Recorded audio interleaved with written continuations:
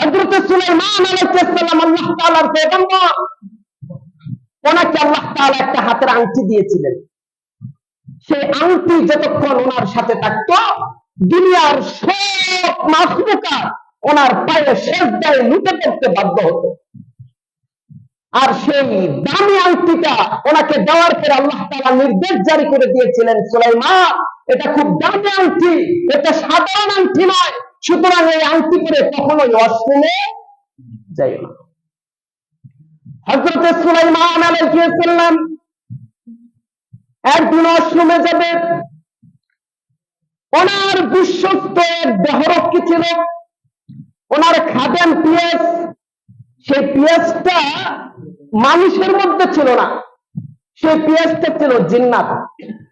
আর এই জিন্নাত উনি কথা বললে, উনি যদি বলতেন যে তুমি নড়ো, তাহলে জায়গা পরিবর্তন করতেন। আর ওনার আদেশ পাওয়ার আগ পর্যন্ত যে জায়গায় দাঁড়িয়ে থাকতেন সেই জায়গাতেই দাঁড়িয়ে থাকতেন। যদি বলতেন কথা বলো, কথা বলতেন। যদি চুপ থাকার জন্য বলতেন, যতদিন উনি দ্বিতীয় আদেশ না দিবেন ততদিন পর্যন্ত জবান দিয়ে কথা বলেন নাই। এত বিশ্বস্ত দেহরক্ষী ছিল। এই বিশ্বস্ত দেহরক্ষীর কাছে ওনার আংটিটা খুলে দিয়ে উনি কোথায় গেছে? অষ্টমে গেছে। আর অষ্টমে যাওয়ার পরে এই পাশ দিয়া একটা শয়তান আসছে। সেই শয়তানের নাম হলো সখ্র। আর যার কাছে আংটিটা রয়েছে তার নাম হলো আসিফ বিন বরখিয়া। এই সখ্র শয়তান হযরত সুলাইমান আলাইহিস সালামের রূপ ধারণ করেছে। রূপ ধারণ করে এই আসিফ বিন বরখিয়ার কাছ থেকে আংটিটা তার হাতে পরিধান করেছে। আর এটার মুজিজা এমন, এই আংটি যার হাতে থাকবে তার পিছনে পুরো পৃথিবীর মাখলুকাত গুড়গুড় গুড়গুড় করবে। এত শক্তি দিয়েছিলেন আল্লাহ তাআলা এই আংটির ভিতরে। এই শয়তান সুলাইমান আলাইহিস সালামের রূপ ধারণ করে আসিফ বিন বরখিয়ার কাছ থেকে আংটিটা নিয়ে উনি ওনার সমস্ত কর্মকর্তাদেরকে ডেকে একটা ভাষণ দিলেন। ও এমপি মন্ত্রীরা শোনো, আমার এই রাষ্ট্রের ভিতরে নকল সুলাইমান ঢুকে গেছে। নকল সুলাইমান ঢুকে গিয়েছে। আর এই নকল সুলাইমানকে যেখানে পাইবা সেখানেই পতন করে দেবা। এই সখ্র শয়তান এই আংটি নিয়ে যায় রাজসিংহাসনে বসতে। আর এই দিক দিয়ে সুলাইমান আলাইহিস সালাম কই? অষ্টমে। মনে রাখতে হবে তো কথা। কথা শুনলাম, কি শুনতেছি কিছুই বুঝি না, তাহলে তো শোনা না শোনা একই কথা। যে বললো তারও কোনো সে উপকৃত হইল না, যে শুনলো সে উপকৃত হইল না। দেখুন আল্লাহ পাক রব্বুল আলামিন ৬৬৬৬টা আয়াত দিয়া যে কোরআন বাইন্ডিং করেছেন, সেই কোরআনের ভিতরে ৫০০ থেকে ৫৫০ আয়াত কোন কাজ করা যাবে, কোন কাজ করা যাবে না, কিভাবে চলতে হবে, পারিবারিক সমস্যার সমাধান, সামাজিক সমস্যার সমাধান, রাষ্ট্রীয় সমস্যার সমাধান, জীবন গঠনের সমাধান, সবকিছু আল্লাহ তাআলা মাত্র ৫০০ থেকে ৫৫০ আয়াতের ভিতরে রেখেছেন। আর বাকি ৬১৬৬টি আয়াতে আল্লাহ তাআলা অন্যান্য পয়গম্বরদের কাহিনী উল্লেখ করেছেন, ঘটনা উল্লেখ করেছেন। অর্থাৎ এটা কোরআনের বাহিরে নয়, এটা তাফসীর, কোরআনুল কারীমের তাফসীর। এজন্য খুব মন দিয়ে শুনেন। হযরত সুলাইমান আলাইহিস সালাম অষ্টম থেকে বাইরে হইলেন। অষ্টম থেকে বের হয়ে আসিফ বিন বরখিয়ার কাছে যায় বললেন, এই আংটি দেখ। আসিফ বিন বরখিয়া বলেন যে মাত্র আমাদের সুলাইমান বলে গেছে যে আমাদের রাজ্যে নকল সুলাইমান এর আবির্ভাব হয়েছে। হাসাই তো, সত্যই তো। সাথে সাথে নকল সুলাইমান চলে আসলো। সুলাইমান আলাইহিস সালাম কই, কি বলে এটা? নকল সুলাইমান আবার কোন থেকে আসবে? দে আমার আংটি দে, যে আপনি নকল সুলাইমান। আপনার কপাল খারাপ, আপনার কপালটা তেমন ভালো না, আপনার কপাল খারাপ আছে, যান সামনে যান। কিছুটা সামনের দিকে অগ্রসর হওয়ার পরে দেখে যে রাজ সিংহাসনে আমার মতোই দেখতে আরেকজন সুলাইমান বসে আছে। এখন এই দিক দিয়া ওই শয়তান সুলাইমান এই সুলাইমানকে বলে যে ওরে ধর। সুলাইমান আলাইহিস সালাম বলে না ওরে ধর। দুজনের চেহারা একরকম, কার কথা কে শুনবে?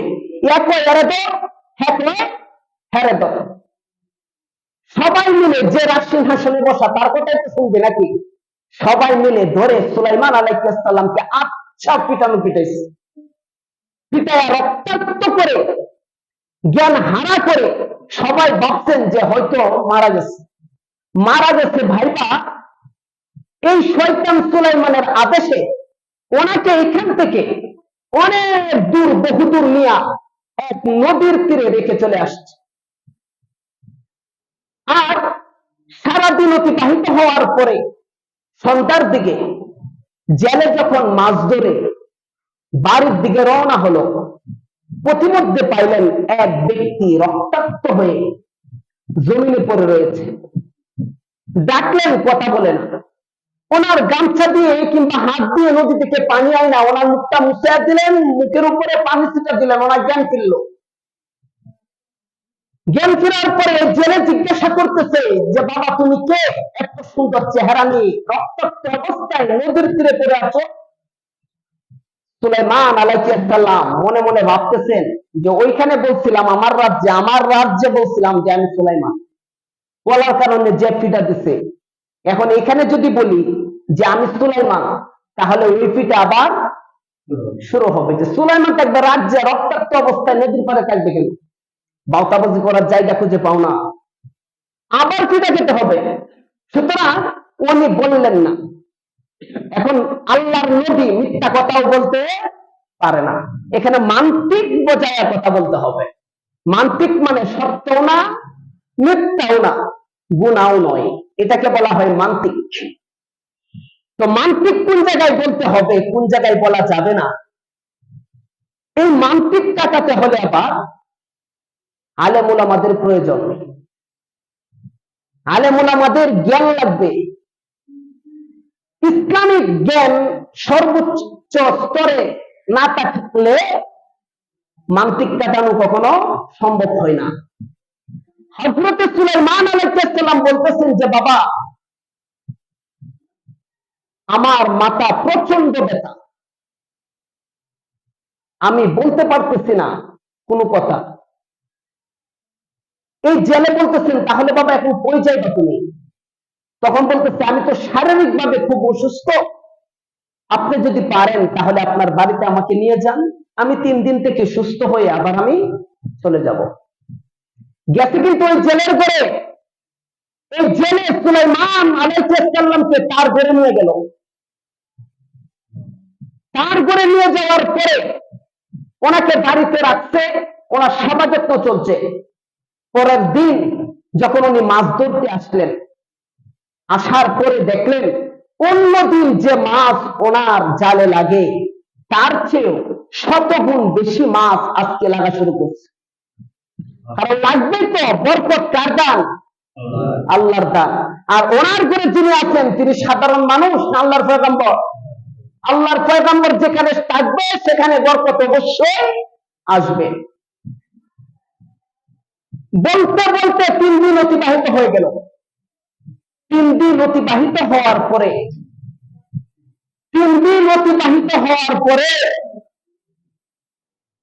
এই জেলে ভাবতেছেন যে 1 দিন 2 দিন 3 দিন অতিবাহিত হয়ে গেল, আমার ঘরে যে ছেলেটা রয়েছে এই ছেলেটা তো আজকে চলে যাবে, আর এই ছেলেটা আমার ঘরে আসার পর থেকে আমার ইনকাম সোর্স আগের থেকে 100 গুণ বেশি বেড়ে গেছে। সুতরাং এত বেশি মাছ আমার জালে এখন লাগা শুরু করেছে, আমি একাকিত্ব ভাবে এগুলাকে কন্ট্রোল করতে পারতেছি না। আমার একজন কামলা লোকের প্রয়োজন, বুঝলেন? আমার একজন কামলা লোকের প্রয়োজন। আর এই সুলাইমান আলাইহিস সালামকে এই জেলে এসে বলতেছেন যে হে যুবক, আমি জানি তোমার সময় ফুরিয়ে আসছে, 3 দিন অতিবাহিত হয়ে গিয়েছে, তুমি এখন আমার ঘর থেকে চলে যাইবা। তবে আমার কথা হলো আমার আগের চেয়ে ইনকাম সোর্স অনেক বেড়ে গেছে, আমার একজন কামলা লোকের প্রয়োজন। কি লোকের প্রয়োজন? কামলা লোকের প্রয়োজন, অর্থাৎ কাজের লোক লাগবে আমার। তুমি যদি আমার হয়ে আমার সাথে কাজ করো, তাহলে মান্থলি তোমাকে আমি 200 টাকা বেতন দেবো। প্রতি মাসে 200 টাকা বেতন তুমি পাইবা। হযরত সুলাইমান আলাইহিস সালামের চোখ দিয়ে অজরে অশ্রু প্রবাহিত হতে লাগলো। সুলাইমান আলাইহিস সালাম ভাবতে লাগলো, কিছুদিন আগেও আমি ছিলাম বাদশাহ, 4 দিনের ব্যবধানে আমি হয়ে গেলাম একজনের বাড়ির চাকর। আল্লাহ তাআলা মানুষকে বাদশা বানাতে পারে, আবার ফকির বানাতে পারে। কেন? ওয়াইবাদুর রহমানিল্লাযীনা ইয়ামশুনা আলাল আরদি হাওনা।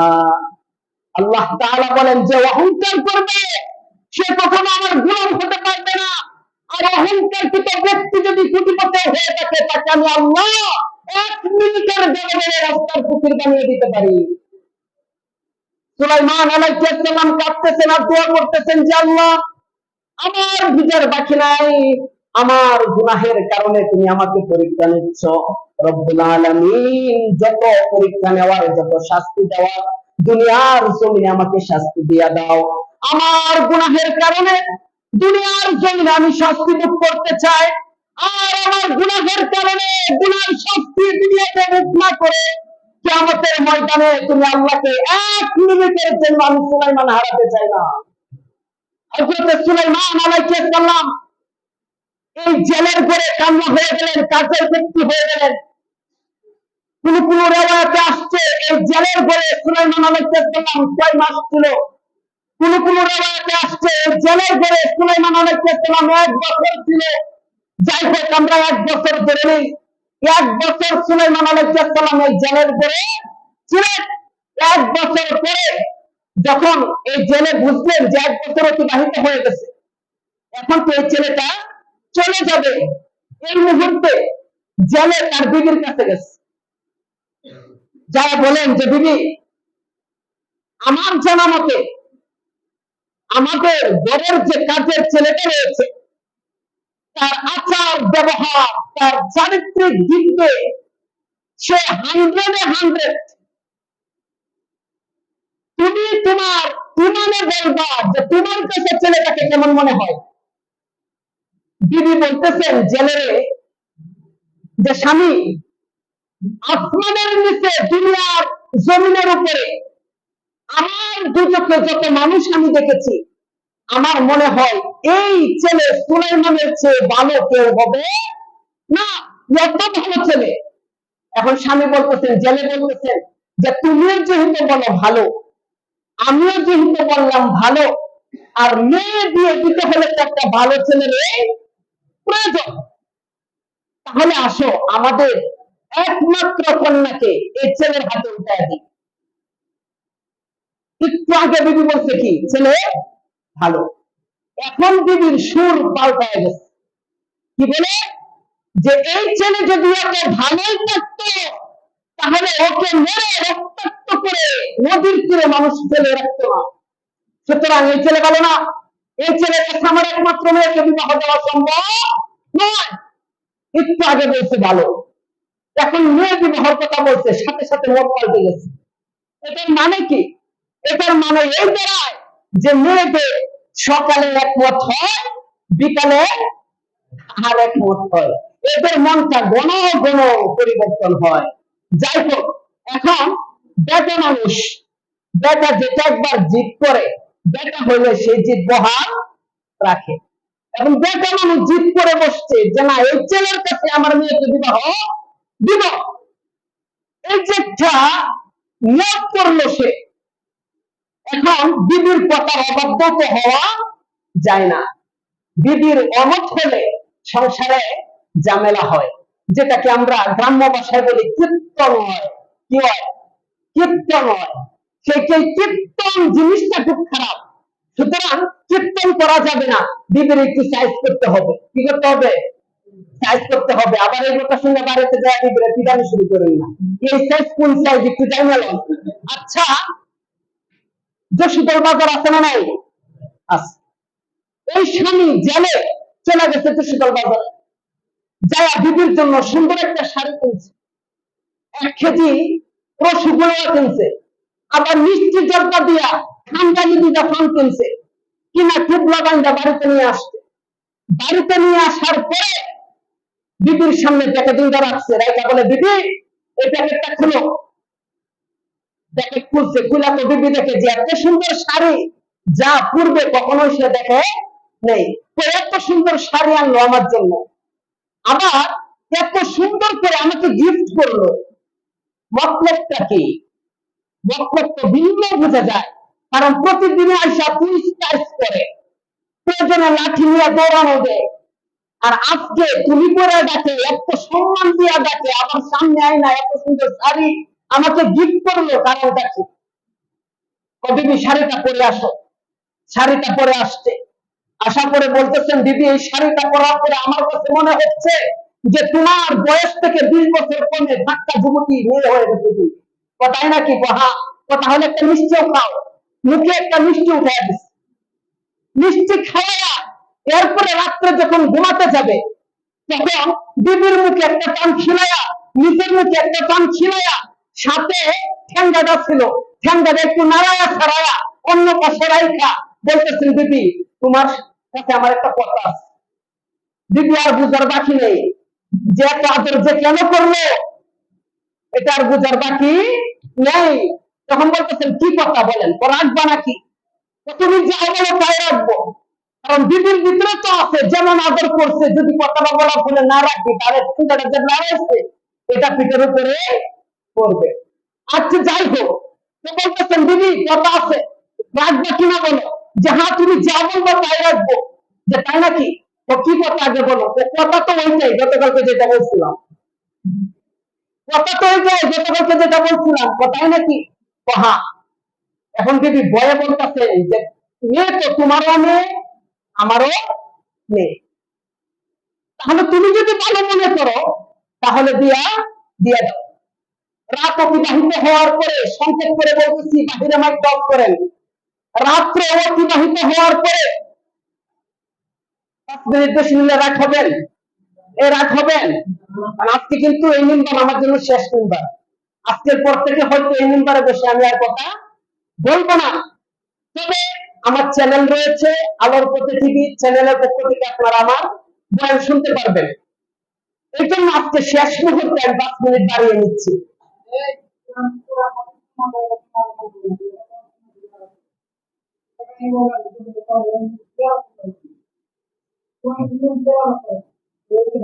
বাহিরে কেটা কথা বলতেছে, কোরআন সুন্নাহর বাইরে আলোচনা নাই, কোরআন সুন্নাহর বাইরে কোনো আলোচনা নেই। তো শুনেন, সুলাইমান আলাইহিস সালামকে এই জেলে পরের দিন সকালে এসে বলতেছেন যে বাবা আমি একটা নিয়ত করছি, যে কি, যে আমার একমাত্র কন্যা রূপসী সুন্দরী নেককার পরহেজগার আমানতদার, সেই কন্যাকে আমি তোমার সাথে বিবাহ দেব, তুমি কি বলো? সুলাইমান আলাইহিস সালাম মনে মনে ভাবতেছে কি বলে, সে একটা জেলে আর আমি কি বাদশা, সারা দুনিয়ার বাদশা, আর আমার কাছে বলে বিয়া দিতে পারে জেলের মেয়ে। এই কথা ভাইবা পরক্ষণে আমার এটা ভাবতেছেন, এখন যদি এই মুহূর্তে আমি বলি যে আমি সুলাইমান, আমি তোমার চাকর নয়, তাহলে আমার প্রাসাদের মধ্যে আমাকে যে মায়ের দিছিল এই মায়ের আমার আবার খাইতে হবে। আর এখান থেকে আমি বের হয়ে কোথাও যাইতেও পারবো না, কোথাও যায় বিবাহ করতে পারবো না, কোথাও যায় যদি বলি যে আমার পিতা পয়গম্বর দাউদ, আর দাউদ আলাইহিস সালামের সন্তান আমি সুলাইমান, এটা বললে এখানেও পিটাবে। কারণ সুলাইমান তো রাজপ্রাসাদে থাকবে, তুমি কি এক সুলাইমান রাষ্ট্র চালাচ্ছে, তুমি কি আয়সা সুলাইমান পরিচয় দিচ্ছ? এই দিক দিয়ে সে রাজি হয়ে গেল, আলহামদুলিল্লাহ, শুকরিয়া, আমি রাজি রয়েছি। যাও, আগামীকাল দিন পর তোমার আর আমার মেয়ের বিবাহ বন্ধনে আবদ্ধ করা হবে। আর তুমি যে এতদিন চাকরি করেছো, এই চাকরির বেতন দাঁড়াও, তোমার দেনমোহর তুমি পরিশোধ করবা। আচ্ছা, কাল দিন পর দিয়ে কমিটমেন্ট হয়ে গেল। সকালবেলা যখন এই কথা বলে দুজন রওনা হচ্ছে মাছ ধরবে, এই দিক দিয়ে কিন্তু আমরা এই কাহিনী নিয়ে পড়ে আসছি। ওই দিক দিয়ে রাষ্ট্র চালাচ্ছে কে? সুলাইমান না শয়তান? শয়তান। পাশে ওনার একটা অ্যাসিস্ট্যান্ট ছিল আসিফ বিন বরখিয়া। ও বলতেছেন যে সুলাইমান এত দিন চলে গেল, আমার কোনো অর্ডার দেয় না, আমি এভাবে খান্নার মধ্যে দাঁড়ায় আছি, কি ব্যাপার, কারণটা কি? উনি তাকায় দেখেন যে রাজসিংহাসনে যে বসা, তার তো পায়ের জায়গা পা নাই। উনি বুঝে ফেলছে সেও জিন্নাত, যে বসে আছে সেও কি জিন্নাত। সে বুঝে ফেলছে যে এটা তো সুলাইমান নয়, এটা শয়তান। উনি সবাই মিলে দাওয়া করছেন ওই শয়তানকে। এখন শয়তান যে কোনো জিনিসের রূপ ধারণ করতে পারে, যে কোনো প্রাণীর রূপ ধারণ করতে পারে। শয়তান বাতাসের সাথে মিশে যেতে পারে, কিন্তু সে বাতাসের সাথে মিশে যাবে। সে যখন দৌড়া শুরু করলো, যেদিকে যায় সেদিকে জিনেরা তাকে দেখে, তার পিছু দাওয়া করে। কিন্তু এখন উনি বাতাসের সাথে মিশে গেছে, যে যাতে আমাকে আর কেউ না দেখতে পারে। বাতাসের সাথে মিশে যাওয়ার পরে সে বাতাসের সাথে মিশে গেছে, কিন্তু মূল যে আংটি যে তার হাতে, সেটা কি বাতাসের সাথে মিশে যাওয়ার জিনিস? তো সেই আংটিকে সবাই দেখতেছে। এই আংটির কারণে সে বিপদগ্রস্ত হতে বিদায় এই আংটিটা তার হাত থেকে খুলে ফেলে দিল। আর সেই আংটিটা পড়লো এক সমুদ্রের মধ্যে। আর সমুদ্রের মাছ এই আংটিটাকে আদার মনে করে খেয়ে ফেললো। এই আংটিটা যেখানে থাকবে সবাই সেখানে যাবে। এই মাছ যখন তার পেটে গেলে গেলে এই আংটিটা সমুদ্রে যত মাছ ছিল সমস্ত মাছগুলা এই মাছের পিছে দাওয়া করে এই মাছের সাথে সাথে যাওয়া শুরু করলো। হযরত সুলাইমান আলাইহিস সালাম মাছ ধরতে যায় শ্বশুরকে নিয়ে। অন্যদিন দুজন এক কাতারে যায়, কিন্তু আজকে দুজন এক কাতারে নাই। কারণ 1 বছর এই বেচারার সাথে কত কথা বলছে। এই বেচারাও সুলাইমান আলাইহিস সালামের সাথে কত কথা বলছে, কিন্তু আজকে একজন শ্বশুর আর একজন কি জামাই, চোখে লজ্জাবোধ হচ্ছে। সুতরাং একজন তাকে আগে আর একজন তাকে কি পিছনে, এভাবে যাচ্ছে। সমুদ্রের পারে যাওয়া ওনার যখন জালটা পাতলেন, জালটা ফিট করলেন, হঠাৎ একটা মাছ, ওই যে আংটিগুলার মাছটা, এই মাছটা এসে জালের ভিতরে ঢুকে গেছে। সাথে সাথে সমুদ্রের যত মাছ ছিল সমস্ত মাছ এই জালের ভিতরে প্রবেশ করা শুরু করলো। রাওয়াতে আসছে এক খেয়ে ওই দিন 70 নৌকা মাছ ওনার জালে লেগেছিল। কয় নৌকা? কোন কোন রাওয়াতে আসছে 72, কোন কোন রাওয়াতে আসছে 100 নৌকা। ওই সময় 70 নৌকা মাছ পেয়ে একদিনে এই জেলে ধনী ব্যক্তিতে পরিণত হয়ে গেলেন। আর ধনী ব্যক্তি হয়ে সব মাছ বিক্রি করে দিল, একটা মাছ শুধু খালি রাখলো। বড় দেখা একটা মাছ রাখলো। আর একটা মাছ রেখে উনি বাড়িতে আয় না, ওনার মেয়েকে দিচ্ছে, আজকে তো তোমার বাসর রাত, আজকে এই মাছটা তোমার নিজের হাতে কাটতে হবে তোমার স্বামীর জন্য। মাছে যখন কাটা শুরু করলো, হঠাৎ মাছের পেট থেকে বেরিয়ে এলো একটা আংটি। এত সুন্দর আংটি তারা কখনোই দেখে নি। আবার মুরজাদের আংটি, এটা তো পুরান হতে পারে না, এটার মধ্যে জং দেখতেও পারে না। এই নিয়ে মনে মনে ভাবতেছেন যে আমার বাসরকে, আমার স্বামীকে আমি দামি গিফট কি দিব, যা এই আংটিটা আজকে আমার স্বামীকে আমি গিফট করব। যাই হোক, হযরত সুলাইমান আলাইহিস সালামের বিয়ে শেষ পর্যন্ত এই জেলের মেয়ের সাথে হয়েছিল। অনেক লম্বা কাহিনী, মনে হতে পারে কিচ্ছা, আসলে কিচ্ছা নয়। যে কথাগুলো বলছি তাফসীরের ভিতরে একটা কথা তাফসীরের বাইরে নয়। একটা কথা যে অবিশ্বাস করবে তার ঈমান থাকবে না। আল্লাহ তাআলা আমাদের সবাইকে অহংকার মুক্ত মানুষ হওয়ার তৌফিক দান করুন, সকলে বলে আমিন। আর সুলাইমান আলাইহিস সালামকে এত বড় পরীক্ষা, বাদশাহী থেকে আরেকজনের ঘরে চাকর বানায় দিলেন। আল্লাহ তাআলা এই পরীক্ষা কেন নিলেন? বিন্দু পরিমাণ, জাররা পরিমাণ অহংকার যুক্ত কথা কারণে। ওয়াইবাদুর রহমানুল্লাযীনা ইয়ামশুনা আলাল আরদি হাওনা, যার ভিতরে অহংকার বিরাজ করবে সে ব্যক্তি আমি আল্লাহর গোলাম কখনোই হতে পারবে না। আল্লাহ তাআলা আমাদের সবাইকে অহংকার মুক্ত জিন্দেগি গড়ার তৌফিক দান করুন, সকলে বলে আমিন।